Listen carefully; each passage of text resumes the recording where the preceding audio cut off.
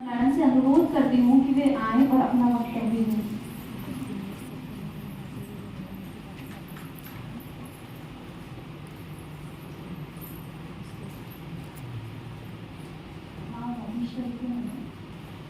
मुख्य अतिथि न्यायाधीश महोदय और मंचासीन सभी सम्मानीय अतिथियों को, सभागार में उपस्थित मध्य प्रदेश के गुना नगर के सभी सम्मानीय लोगों को सबसे पहले मेरी तरफ से यह जो परियोजना आई है जिस पर हम लोग आज विचार विमर्श करने के लिए यहाँ एकत्र हुए हैं, सबको मेरी ओर से हार्दिक बधाई, क्योंकि यह मेरे लिए एक निज गौरव का विषय है।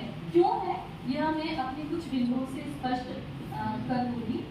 सबसे पहले अभी टाटिया सर ने जिस बिंदु का उल्लेख किया, मैं उस गांधी मेडिकल कॉलेज में जिस प्रकोष्ठ की स्थापना की गई है उसका नाम मैं इतनी प्रसन्न हुई सुनकर, मंदार उसका नाम रखा गया है।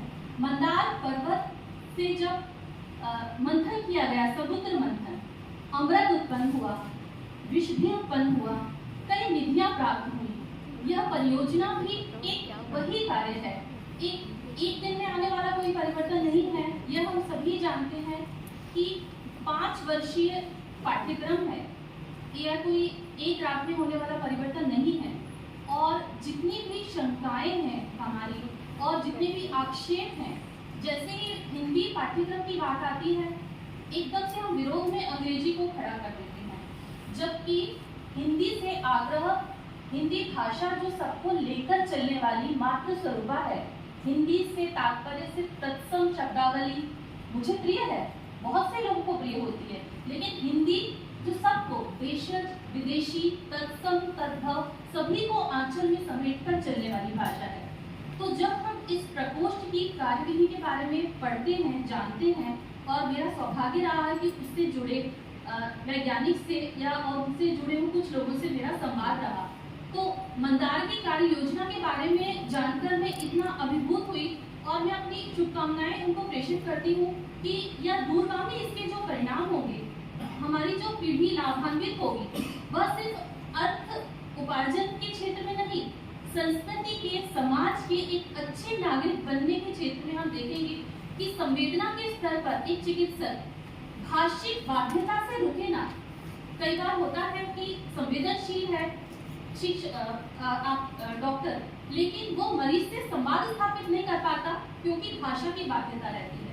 वो अपनी पीड़ा उसे बताता है लेकिन वो उसका समाधान नहीं कर पाता, एक भाषिक बाध्यता के रहते हैं। जब ये तीनों किताबें जो कल माननीय गृह मंत्री जिनका विमोचन करने वाले हैं, उनकी योजना के बारे में हम पढ़ेंगे। 3100 पृष्ठ की वे पुस्तकें हैं और उनके बारे में कि ये जैसे ही हिंदी का बात आता है तो सभी लोग हिंदी के बारे में कि हिंदी शुद्ध उसका हम शुद्ध अनुवाद करेंगे, ऐसा नहीं है।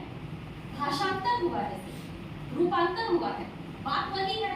यदि मैं आप किसी भी चिकित्सकीय शब्दावली में, आदरणीय सर बैठे हैं, वनस्पति विज्ञान के, साहित्य के सभी क्षेत्रों से उनका जुड़ाव है, यदि वो मॉर्फोलॉजी यदि अपने विद्यार्थी को अंग्रेजी में समझाते हैं या आकारिकी हिंदी में समझाते हैं, मूल तत्व तो कोई उससे हटता नहीं है।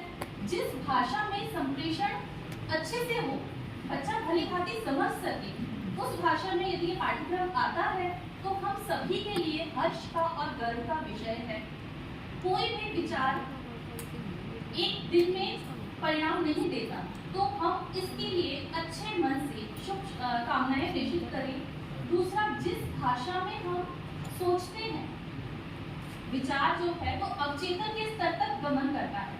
यदि हम हिंदी भाषा में सोचते हैं तो हमारे वैज्ञानिक, यदि उनका मूल जो हमारी जमीन है, जो आधार है, वो यदि हिंदी भाषी है, तो विचार, उनके अनुसंधान, उनकी निबंध, उनकी खोज, जितने भी उनके कार्य हैं, उसको वो अधिक विस्तार दे सकते हैं। सूत्र रूप में आप पढ़ सकते हैं अंग्रेजी की पुस्तक से, जैसे कि आप कोई जापानी, अंग्रेजी, किसी भी फ्रेंच, जैसे आप यूक्रेन में देखते हैं तो रूसी में पढ़ाया जाता है वहाँ पे चिकित्सक, लेकिन क्या वो उपचार नहीं कर पाते हैं, सक्षम है।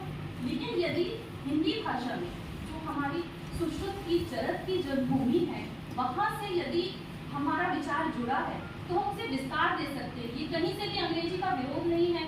और मेरा एक और भी ये कहना है कि जैसे ही हिंदी मैं सुन रही हूँ बहुत जैसे संवाद होता है, विरोध भी आता है कि अंग्रेजी भी, तो ये तो स्वागत का बात है कि मुख्य द्वार बंद नहीं है, आप चयन के लिए समर्थ हैं, अंग्रेजी में भी आप पढ़ सकते हैं, अंग्रेजी में पढ़ाई बंद नहीं हुई है मेडिकल की, आप हिंदी में भी पढ़ सकते हैं। तो इसे आपको एक सहायक उपलब्धि के रूप में स्वागत किया जाने वाला कदम है।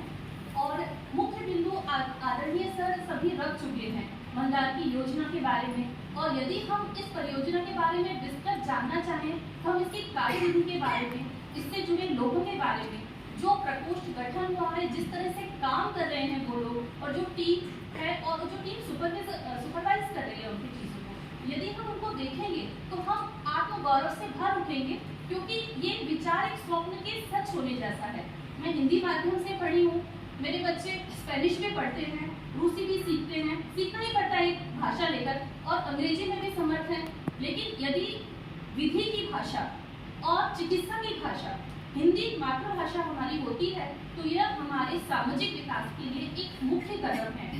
आप सभी ने मुझे अपने विचार रखने के लिए यहाँ बुलाया। मैं अपने सभी वरिष्ठों का आभार प्रकट करती हूँ और सभी को इस योजना के लिए बधाई देती हूँ। धन्यवाद।